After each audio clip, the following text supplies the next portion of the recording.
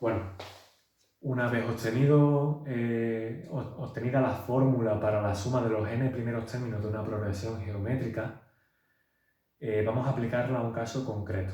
Mirad, de todas las fórmulas que demostramos antes, aquí he dejado solamente esta. Había 4 fórmulas posibles a utilizar. El motivo por el que yo utilizo esta quizás sea un poquito más personal, que utilicéis otra es completamente equivalente, como ya os digo. Lo que pasa es que a título personal yo prefiero utilizar esta fórmula porque me parece un poquito más eficiente y os explico por qué. Si os acordáis, la primera fórmula que os puse, en ella aparecía el término a sub n más 1. Además también aparecía a sub 1 y r. Esa fórmula os obliga a calcular a sub n más 1 también. Y eso es un problema. Bueno, no es que sea un problema, es fácil de hacer, es solamente que perdéis tiempo. Con la segunda fórmula, en ella aparecía también a sub n. El mismo problema, tenemos que calcular también a sub n. Y no es necesario. Con la tercera y la cuarta fórmula solamente teníamos que saber a sub 1 y r. Y eso es mucho más eficiente, son menos datos los que necesitamos para poder resolver la suma. Y de entre esas dos, en la segunda, que es esta que tenemos aquí, el a sub 1 ya está sacado factor común, por tanto tenemos que hacer menos cálculos. Que sí, que lo hacemos con la calculadora, si es posible, y que sí, que de todas formas tampoco es demasiada la diferencia, pero bueno, algo nos ahorramos de tiempo. Entonces, como os digo, yo voy a utilizar esta fórmula, pero si utilizáis cualquiera de las otras fórmulas, el resultado va a ser el mismo.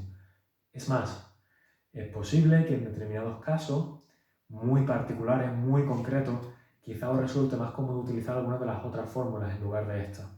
Porque a lo mejor en el problema no se os dé a sub 1, se os dé r y el valor de a sub 7, por ejemplo, y se os pida la suma de los 7 primeros términos.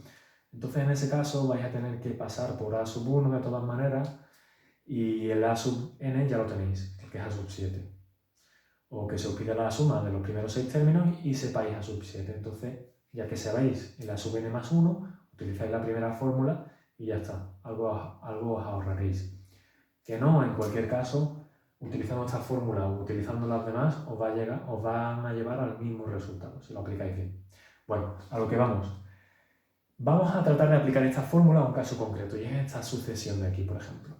En esta sucesión de aquí vemos que hay un determinado orden, hay un patrón que se repite. Y ese patrón es que siempre estamos multiplicando por el mismo número. Como siempre estamos multiplicando por el mismo número, es una progresión geométrica. Y en este caso en concreto, si os fijáis, siempre estamos multiplicando por 3. 4 por 3 son 12, 12 por 3 son 36, 36 por 3 son 108 y así sucesivamente. Por tanto, la razón en este caso es 3. Además sabemos que en esta sucesión el término primero, a sub 1, va a ser 4. A sub 1 es igual a 4. Bien.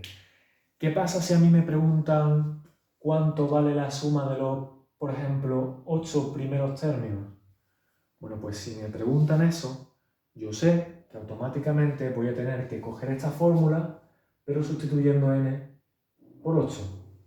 Una alternativa podría parecer hallar a sub 1, a sub 2, a sub 3, a sub 4, a sub 5, a sub 6, a sub 7 y a sub 8 y luego sumarlos, pero eso es mucho más largo.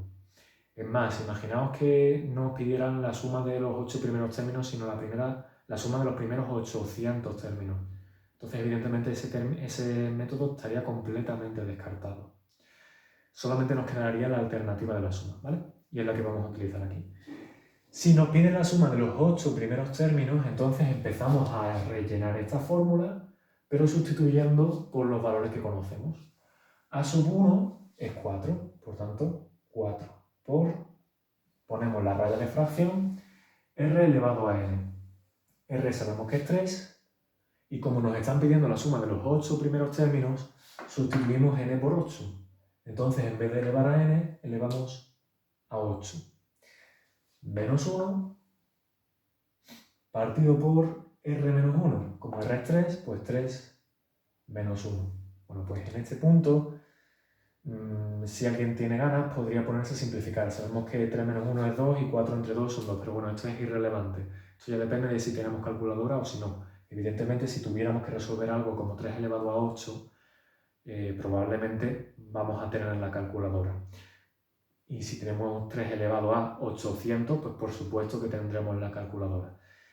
¿Que lo queremos hacer a mano? Pues a lo mejor nos conviene tachar uno de los dos doses que forman parte del 4 con el 2 que nos queda aquí. Entonces va a ser al final 2 por 3 elevado a 8 menos 1. Pero bueno, como os digo, esto es irrelevante.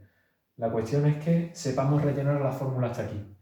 Si en este punto ya usamos la calculadora directamente o queremos hacer más pasos por intentar resolverlo a mano hasta que ya no podamos más, pues bueno, eso es cosa vuestra, pero no es tan relevante. Lo importante es que sepamos utilizar la fórmula. Y se aplica así de fácil. Venimos a la fórmula, sustituimos a su 1 por 4, r por 3, n por 8, porque es la suma de los 8 primeros términos, y ya está. Completamos la fórmula y resolvemos. En este caso, pues será 2 por, abro paréntesis, 3 elevado a 8 menos 1, cierro paréntesis, 13.120. 13.120. Bueno, pues evidentemente en este caso hemos tardado mucho más de lo que en realidad es necesario. Cuando ya tenemos bien adquirida la habilidad de pasar de la fórmula a rellenarla con los datos que conocemos, este paso se hace en menos de un minuto. Si tuviéramos que hallar los 8 primeros términos y después sumarlos entre sí, eso es mucho más lento. Entonces, esa es la utilidad que tiene utilizar la fórmula de la suma de las progresiones geométricas. Y es una fórmula que vamos a utilizar mucho en problemas.